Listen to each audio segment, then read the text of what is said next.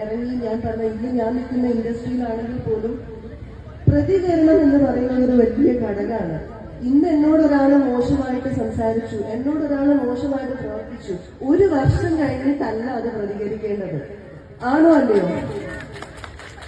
ഒരിക്കലും അല്ല. ഒരു വർഷം ആ സ്പോട്ടിൽ നമ്മളിപ്പോ ഒരു ഫംഗ്ഷന് പോവാണ്, ഒരു ഇനോഗ്രേഷൻ അല്ലെങ്കിൽ ഏതെങ്കിലും ഒരു ഷൂട്ടിംഗ് സ്ഥലത്ത് പോവാണ്, എന്നോടൊരാൾ മോശമായിട്ട് അയാളൊരു അശ്ലീലമായിട്ടൊരു രീതിയിൽ നമ്മുടെ ശരീരത്തിനെ പറയുന്നു എന്ന് തോന്നിയാൽ അത് പറഞ്ഞത് തെറ്റായി പോയി എന്ന് പറയാനുള്ളൊരു ധൈര്യം നമ്മൾ അപ്പൊ അവിടെ കാണിക്കണം, അവിടെ പ്രതികരിക്കണം. ഒരു വർഷം കഴിഞ്ഞ് അയാൾ എന്നോട് ആ പറഞ്ഞത് ശരിയല്ലല്ലോ എന്ന് പറഞ്ഞിട്ട് പ്രതികരിക്കാൻ നിൽക്കുന്നത് വളരെ മോശമായിട്ടുള്ളൊരു കാര്യമായിട്ടാണ് എനിക്ക് തോന്നിയിട്ടുള്ളത്. അതിനോട് നിങ്ങൾ യോജിക്കുന്നുണ്ടോ? ഇല്ലേ? അതാണ് ഇപ്പൊ പിന്നെ പറഞ്ഞ പോലെ ജാതിയും മതവും ഒക്കെ നമ്മുടെ നാട്ടിലാണ് കേട്ടോ നമുക്ക് ഇത്രയും സ്വാതന്ത്ര്യം. നമ്മൾ ഇവിടെ നിന്ന് അങ്ങോട്ട് പോയി കഴിഞ്ഞാൽ കുറച്ചു മുമ്പ് മാഡം പറഞ്ഞ പോലെ ഭയങ്കരമായ ക്രൂരത. നമ്മൾ സോഷ്യൽ മീഡിയ നമുക്കുള്ളത് കൊണ്ടില്ല, കണ്ടില്ലേ? ഇവരൊക്കെ ഉള്ളത് കൊണ്ട് സത്യം പറഞ്ഞാൽ പല കാര്യങ്ങളും നമ്മുടെ മുന്നിലേക്ക് എത്തുന്നുണ്ട്. ഒരു പരിധി വരെ 80% നല്ലതാണെങ്കിൽ 20% നമുക്ക് ദോഷവും ഇവർ കാരണമുണ്ടാകുന്നുണ്ട്.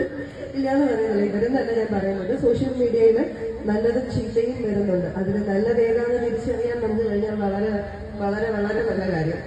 അപ്പോൾ ഞാൻ പറയുന്നത്, നമ്മളിപ്പോ ഒരു ബ്ലഡ് ബാങ്കിൽ പോയി ബ്ലഡ് മേടിക്കുകയാണ്, എമർജൻസിക്ക് ബ്ലഡ് വാങ്ങുകയാണ്. അത് ഹിന്ദുവിൻ്റെതാണോ മുസ്ലിമിൻ്റെതാണോ ക്രിസ്ത്യൻസിൻ്റെതാണോ അല്ലെങ്കിൽ ഹിന്ദുവിൽ തന്നെ താഴേക്കിടയിലുള്ള ആളാണോ നമ്മൾ നോക്കാറുണ്ടോ? ചോദിക്കാറുണ്ടോ? പിന്നെ എന്ത് ജാതിയും മതവും? എന്റെ പേരിന്റെ തുമ്പത്ത് ആ വാല് ഞാൻ പലയിടത്തും പറയാറുണ്ട്, അതിടല്ലേ. എനിക്കങ്ങനെയില്ല, ഞാൻ എല്ലാ മനുഷ്യരെയും പോലെ തുല്യരാണ്. പക്ഷെ പലയിടത്തും ചെല്ലുമ്പോൾ ആ വാലുണ്ടാവാറുണ്ട്.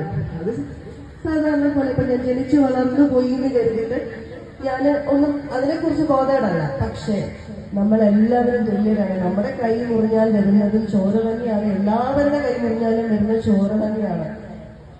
മനുഷ്യരെ തിരിച്ചറിയാന്ന് പറയുന്നത് വളരെ വലിയൊരു കാര്യമാണ്. ഇന്ന് ജാതി മതമൊന്നും ഇല്ല കേട്ടോ. നമ്മളെല്ലാവരും എന്താ പറയാ, സ്വന്തം കാലിൽ നിൽക്കുക. ഇന്നത്തെ തലമുറയ്ക്ക് കല്യാണം എന്നുള്ളതിന് പറഞ്ഞ് എന്താ പറയാ, 20 വയസ്സേ നിൽക്കൂ, എന്റെ മോക്ക് 22 വയസ്സേ നിൽക്കൂ, അവളെ കെട്ടിച്ചു വിടണം, ഇതൊന്നും അല്ല.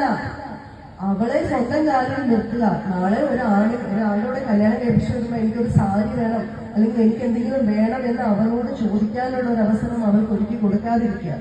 അവളെ സ്വന്തം കാലിൽ നിർത്തുക. എനിക്ക് അവള് ജോലിയാണ്, അവൾക്ക് സാമ്പത്തികമായിട്ട് അവൾ ആരുടെയും മുന്നിൽ കൈനീട്ടാത്ത രീതിയിൽ അവളെ വളർത്തിക്കൊണ്ട് വരിക എന്നുള്ളതാണ് ഇന്നത്തെ മാതാപിതാക്കൾ ചെയ്യേണ്ടതും ചിന്തിക്കേണ്ടതുമായിട്ടുള്ള ഏറ്റവും വലിയ കാര്യം. എനിക്ക് തോന്നുന്നു ഓൾമോസ്റ്റ് എല്ലാ കുട്ടികളും ഇപ്പോൾ ആ ഒരു പാതയിലൂടെ തന്നെയാണ് സഞ്ചരിക്കുന്നത്. ആരും കല്യാണം എന്നുള്ളത് വലിയ ഇമ്പോർട്ടൻസ് കൊടുക്കുന്നില്ല.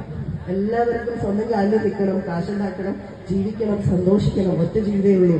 ഇതൊക്കെ തന്നെയാണ് ഇന്നത്തെ തലമുറയിലെ കുട്ടികൾ. കാര്യം എന്റെ കുടുംബത്തിൽ ഒത്തിരി കുട്ടികളുണ്ട്, അവരെല്ലാവരും തന്നെയാണ് പറയുന്നത്.